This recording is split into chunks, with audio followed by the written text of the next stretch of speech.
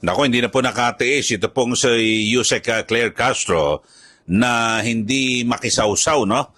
Dito po sa issue po ng impeachment dahil sa talagang ilang araw na hong pinag-uusapan ng marami yung usapin ng impeachment laban po kay VP Sara Duterte at na kung saan ay, di ba, nagkaroon na po, nagconvene na po ang impeachment court at bagamat siyempre ang isa sa pinag-uusapan ngayon ay nagpasya ang impeachment court na ibalik, i-remand dyan po sa mababang kapulungan ng Kongreso ito hong kaso. Dahil sa gusto po makatiyak ng mga senador na walang nilabag na sa konstitusyon yung mga prosecutor o mababang kapulungan at dahil sa apat kasi ang impeachment complaint at yung isa lang ang kanilang pinalusot, yung pang-apat, paano yung tatlo. So nais po ng mga senador na makatiyak. Dito sa issue ho, mga kababayan, talagang ito pong si Yusek Castro, kating-kating na ho talaga, no? Na talagang makasawsaw sa isyong ito at politika.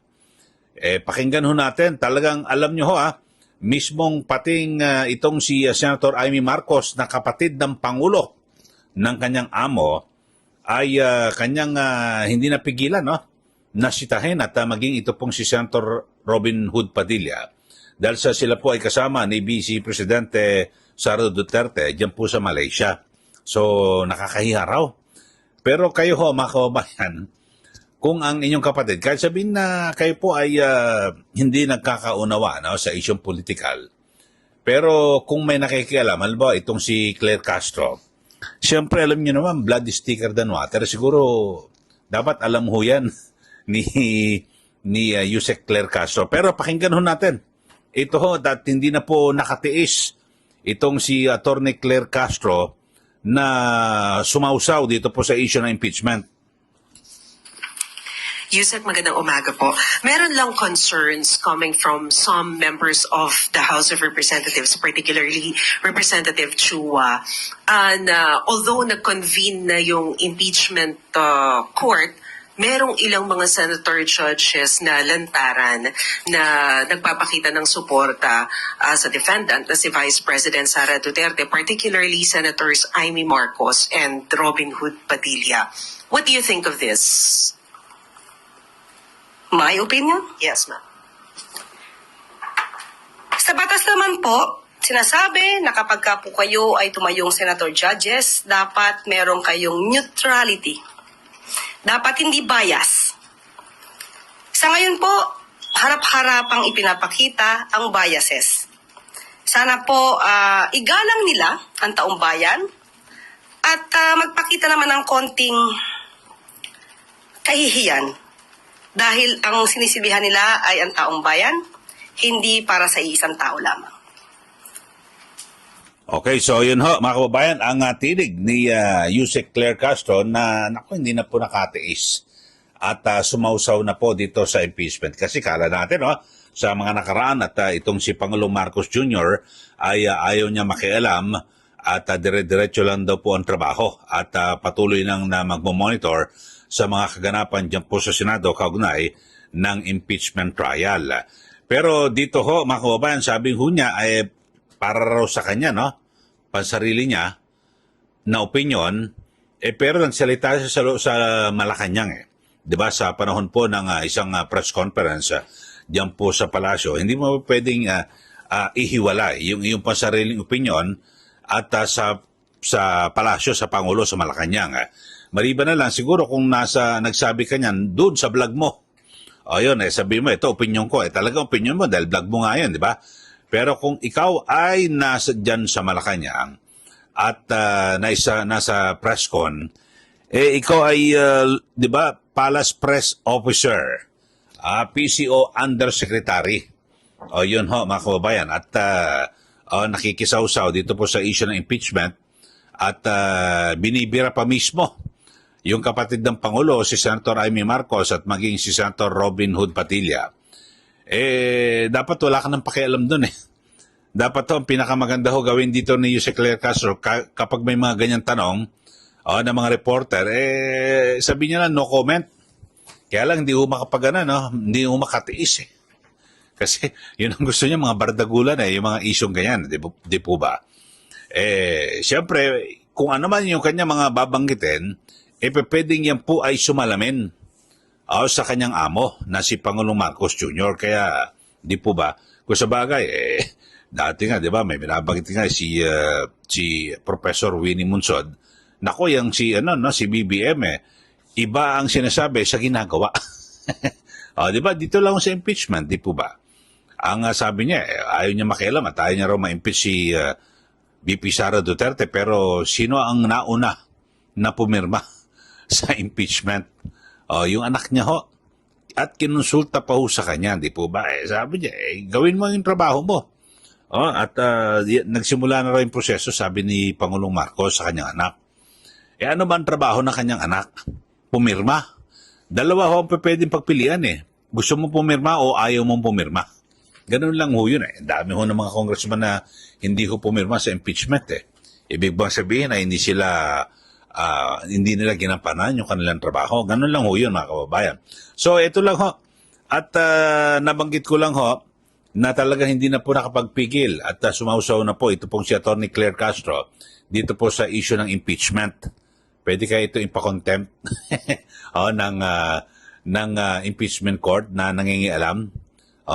At alam niyo ho ngayon, patuloy na nadadagdagan yung mga nagsasabi na hindi po labag sa konstitusyon ito hong ginawa na pag-remand o pagbabalik ng Senado diyan po sa mababang kapulungan ng Kongreso. At sa nakaraan nating vlog ay, di ba, isinahimpapawid natin yung pahayag ni retired Supreme Court Justice Adolph Ascuna na isa po sa mga framers ng 1987 Constitution na binabanggit niya na hindi po labag sa saligang batas, hindi unconstitutional ito hong ginawang hakbang ng Senado. At ngayon, ito hong nadagdag. Bagamat alam naman natin na isa ho ito sa mga kilala na anti-Duterte. Ito po'y retired Senior Associate Justice ng Supreme Court, si Justice Antonio Carpio. Sabi niya, medyo may hirit pa ng konti, no? Irregular daw, pero hindi naman unconstitutional. Ito, pakinggan nun natin, This is irregular, but it is not unconstitutional. It is just a ground to ask for the inhibition of the center judges kasi that shows partiality. Pinaboran nila si Sara, pero it does not make the proceedings unconstitutional. Wala. Okay, maliwanag ho yan, nadagdag na. Kasi ang dami ho ng mga lumilito ho ng mga legal expert, na kung sino-sino mga abogado na sinasabi, nako, mali. Mali yung Senado. Ngayon, dalawa, ito'y retired justice ng Korte Suprema, si Justice Adolph Ascuna, at ngayon naman, ito pong si Justice Antonio Carpio, na alam naman natin talagang ito po ay lantaran din na buwabatikos po sa mga Duterte. At sabihin natin, dilawan mo ito. Itong si Justice Carpio, dilawan. Pero, talagang kung yun ang kung yun ho ang batas, sabi ho, hindi po unconstitutional. Ito ho nga yung ginawang pag-remand. Actually, parang hindi raw naman ni-remand yun Parang hiningilan ng certification ang mga prosecutors na tiyakin na wala silang nilabag sa ating saligang batas hinggil sa paghahain nila ng impeachment. Kasi 4 po na impeachment complaints ang nakuha po na isang pa na ihain dyan po sa mababang kapulungan ng Kongreso at yung pang-4, yun lang ho ang naipirmahan at naitransmit po dyan po sa Senado.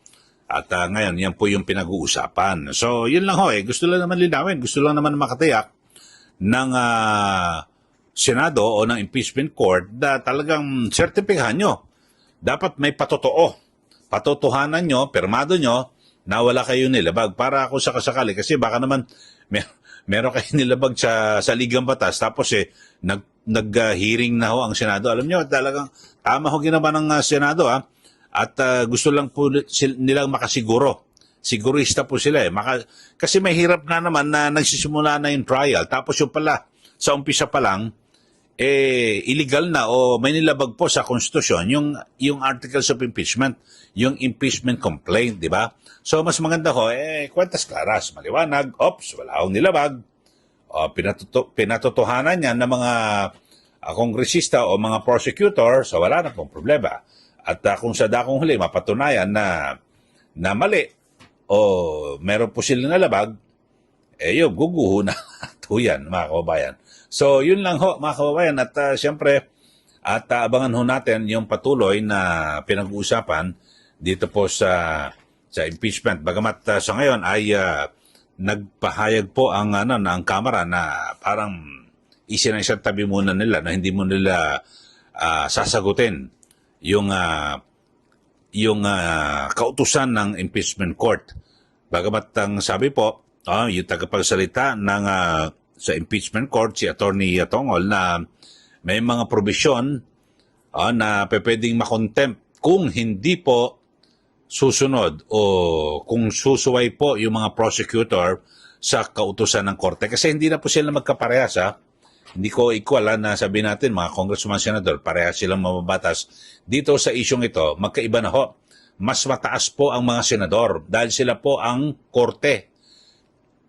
Yung mga kongresista ay prosecutor.